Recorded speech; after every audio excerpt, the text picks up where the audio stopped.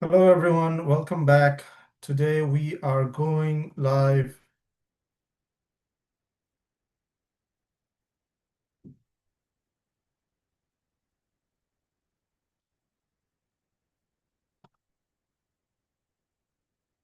Hello everyone, welcome back. Today we are going live on one of the very basic concepts on US tax entities. There are few basics to this. Which part are you going to be looking at it from, which is going to be good for you or bad for you, or what you need to choose. So we're going to be answering a few questions that came from you guys. One being, of course, first of all, what are the different type of entities? Second, what are the perks of each of them, the good, the bad, the ugly?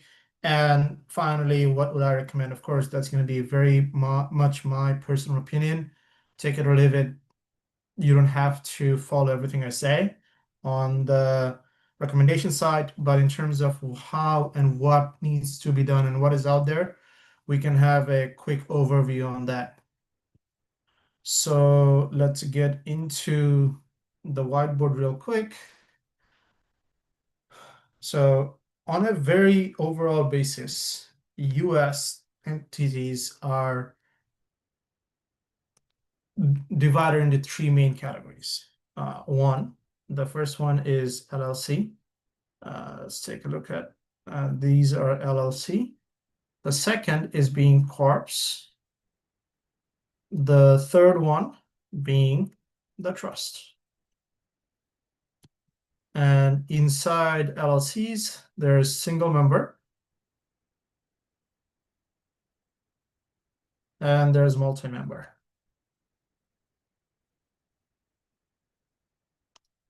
In corporation, you have two very basic ones, S Corp and C Corp. You guys have probably heard about a lot of them. Trust, there's so many different perks, but for the ease of our conversation, we are going to be dividing things into two different types. Was simple and also revocable.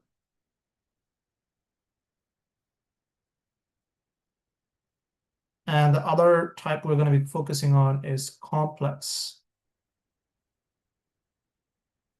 and irrevocable.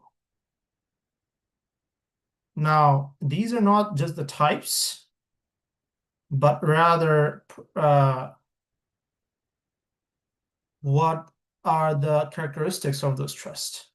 So we're not going to get too much into in deep of trust because it can go very, very complex, very fast. It has so many new things, so many different things, and so on and so forth. So, but for the sake of our video, we're going to be focusing on these basic ones. Now, coming back to the next one is we are going to be focusing on what the perks are. We're going to be putting in some parameters. Four basic ones. One is capital access. Second is tax strategies. The third one is asset protection.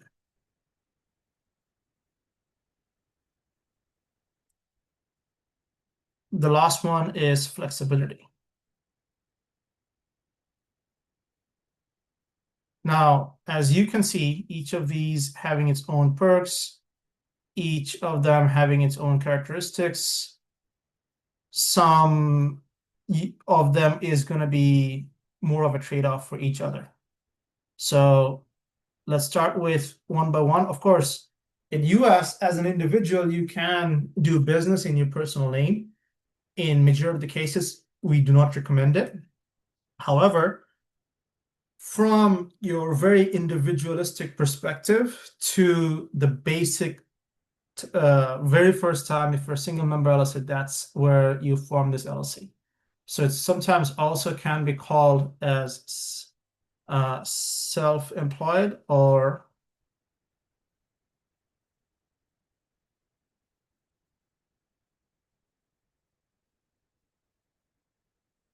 sole prop. So you will hear these names pretty often being interchangeably used. Majority of the case, single member being sole prop. However, you having a direct partner of multi-member LLC can also be a self-employed. Same thing for S corp. So the reason from a legal perspective, the self-employed name is important because it does give you certain legal basis. So say, for example, self-employed health insurance and those kind of perks. Coming back to our conversation, capital access. So single member LLC or sole prop is pretty much treated as a single individual. It's pretty much for a bank. You were like, hey, you're just having an LLC just to save some asset, just to save some basic business name on it, and just to have a very basic asset protection. So for them, the risk is very high from a business lending perspective. And in that case, it is highly, highly personal guarantee. So you have this personal guarantee way too high, while asset protection is very, very basic. This is just a basic one. If there was a debtor or creditor that is coming in majority of the states, your name may be on the Secretary of State website. Of course, there are some certain states like Wyoming, Nevada, they typically don't publish, but there are certain rules that are upcoming that may change it depending on how they're interpreted. However, it does give you a very high flexibility. Of course, that's the trade-off. You are getting very basic asset protection. You have to guarantee everything on your personal, in majority of the cases, of course. And that gives you very high flexibility in terms of moving in and out on assets. They're not treated as a sale each time. You have to go back and forth, unlike when we're going to be looking at as an S corp and C corp. From a tax perspective, pretty basic as well, because it gives you pretty much the very basic ones as you operating as an individual. There's no significant difference in terms of running as a sole prop versus a single member LLC. In terms of tax strategies, of course, they're the basic ones. You have to write things off. The basic health insurance, self-employed health insurance is there. There are things like home office that can be done, but those are very basic ones. It's easy, and a lot of the times people use it for the starter, and especially in case of real estate investors. The single member LLC is very, very common, especially when you're starting out. Now, multi-member LLC can also be sometimes treated as partnership. Because from a tax perspective, it is treated as a partnership. Now, LLC itself does not have a basic form. It has to take certain type of form. So single member LLC, typically you file a Schedule C. Multi-member LLC, you file a Schedule 1065. Now, same thing, capital, a little bit better. You still may need personal guarantee, but however, it's better.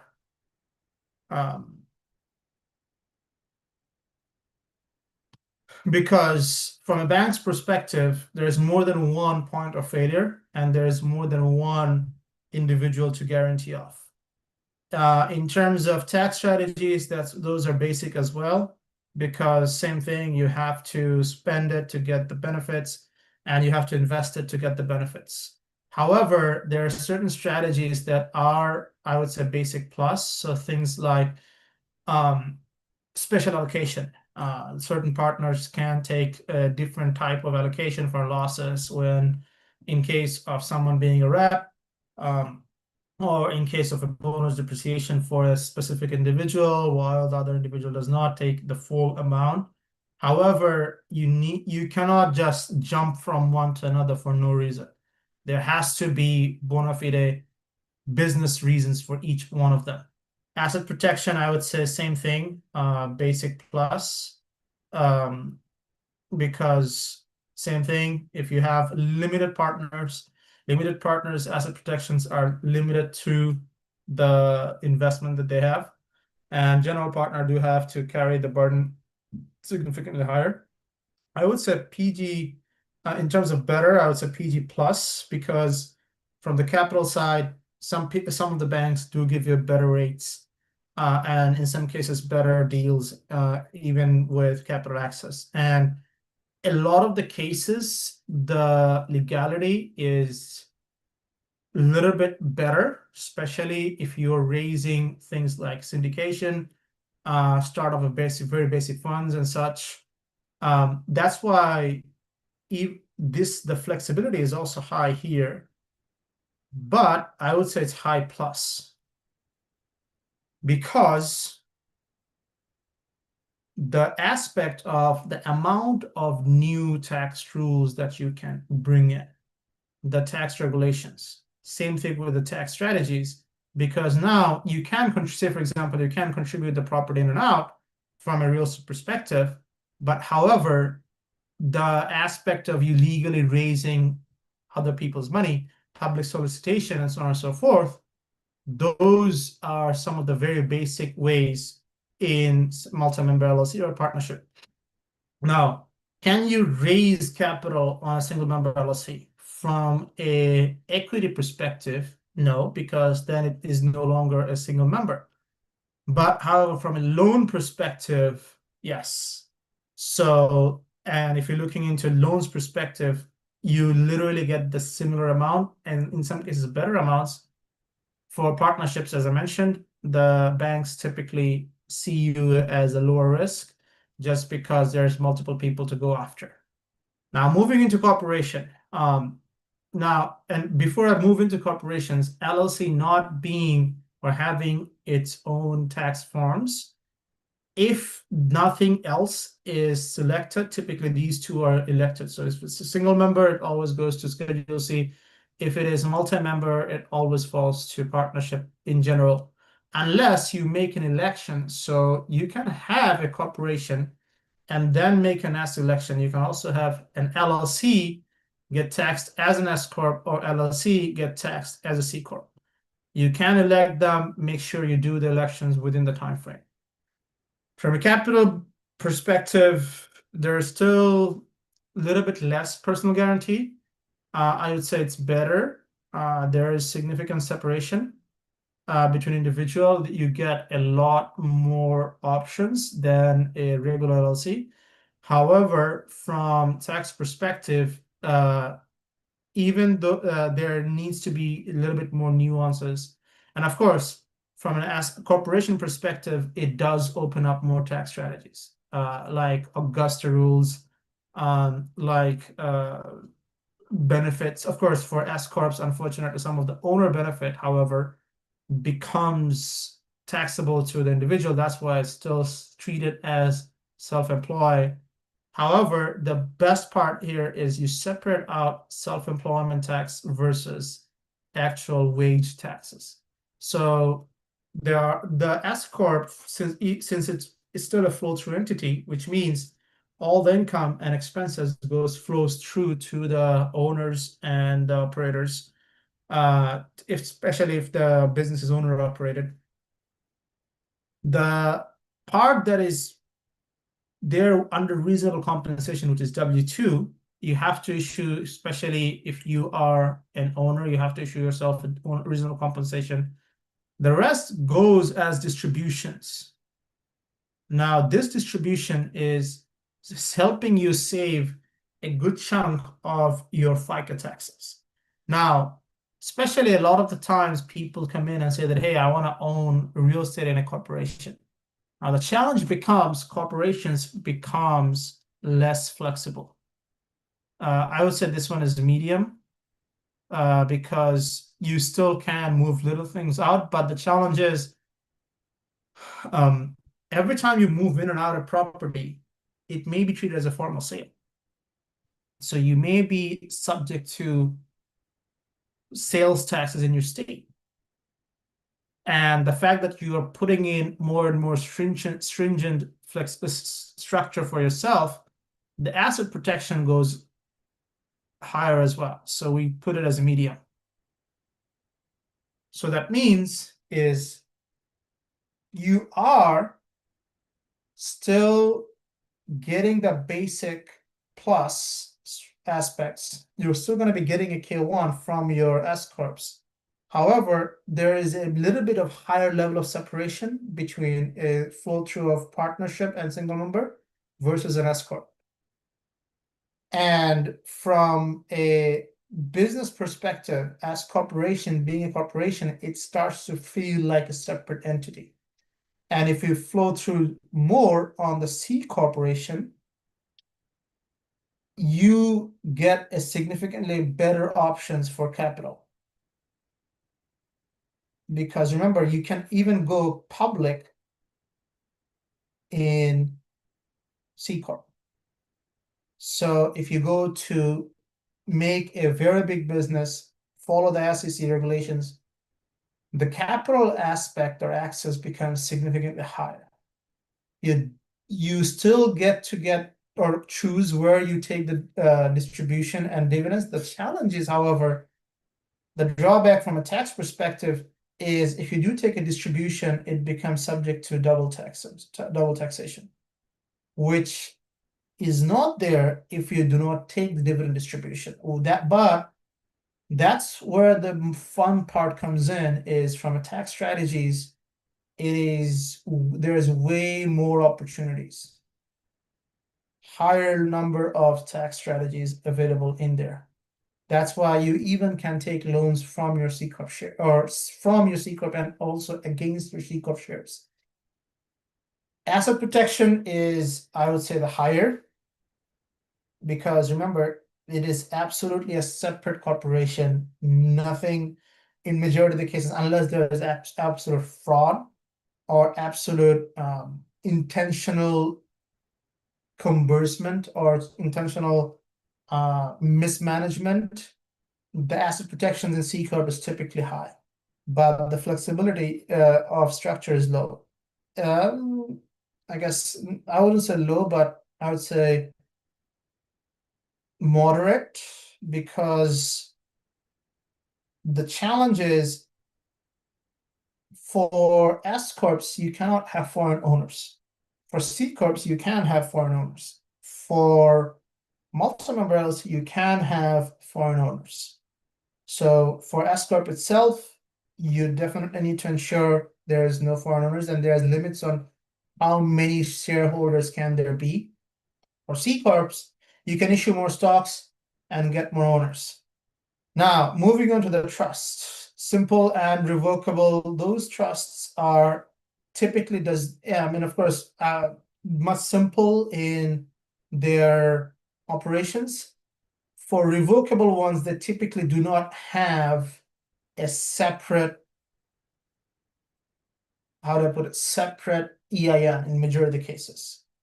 So in some cases, yes, there is going to be transfer, and it's more like a asset transfer vehicle than a actual tax vehicle.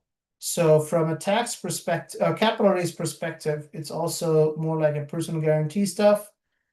Tax, similar thing as a single member, because you're still filing things inside as your either basic single member Social Security or multi-member Social Security. Asset protection, I would say basic plus, but I would say another plus because transferability. That's another uniqueness of trust. From flexibility, this is very highly flexible. But from asset protection perspective, the highest one becomes the complex, irrevocable one, especially if done properly. Flexibility is very, very low, because once done, you cannot change anything on the irrevocable one, just as the name suggests. The rules are very complex. Different states may have different laws. Definitely bring in a significant lawyer, significantly knowledgeable lawyer, and also a tax pro. The tax strategies, however, can be both, I would say. It does have both high, depending on how you structure, and can be risky depending on how it's structured. If it is used as a transferability vehicle, then it becomes very low.